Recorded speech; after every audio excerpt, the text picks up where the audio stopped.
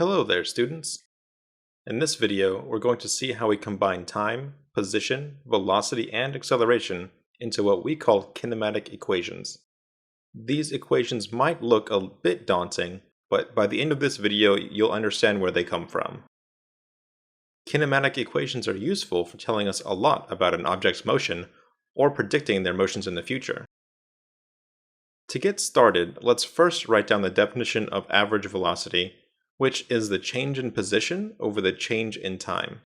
We can rearrange this to solve for the final position xf.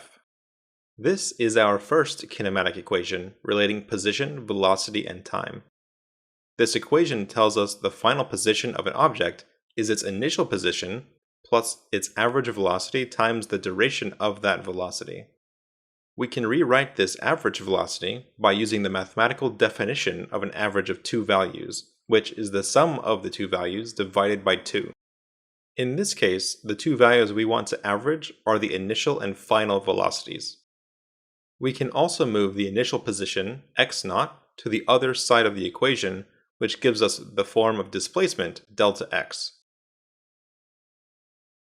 For our second kinematic equation, we repeat the process using our definition of average acceleration, which is the change in velocity over the change in time.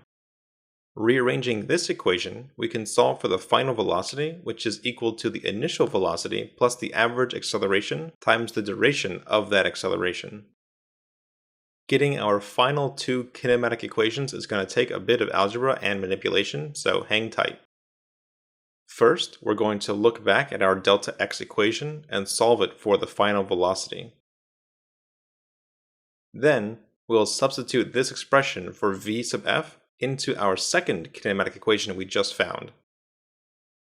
With some basic algebra, we can solve this for delta x and recover our third kinematic equation, relating time, position, velocity, and acceleration all in one equation. To get our last equation, we need to take a look at our definition of acceleration again. We rearrange this to solve for time t. Then we can substitute this into our third kinematic equation that we just found, putting this everywhere we see a time variable t. Writing out the multiplications and the squared term, we get a bit of a mess here. Simplifying, we see that we get a cancellation of these vf, v0 terms, leaving us with something a little cleaner. Solving for the final velocity squared term, we see that it is equal to the initial velocity squared plus 2 times the average acceleration times the displacement. This might look scary, but it's particularly useful when we're presented with a problem where we don't have time involved, as you see this equation doesn't have a time variable anywhere. Each of these equations can be rearranged and is more or less useful depending on the problem we are presented with. And in the next video, we'll go into some examples of when and how we use these kinematic equations.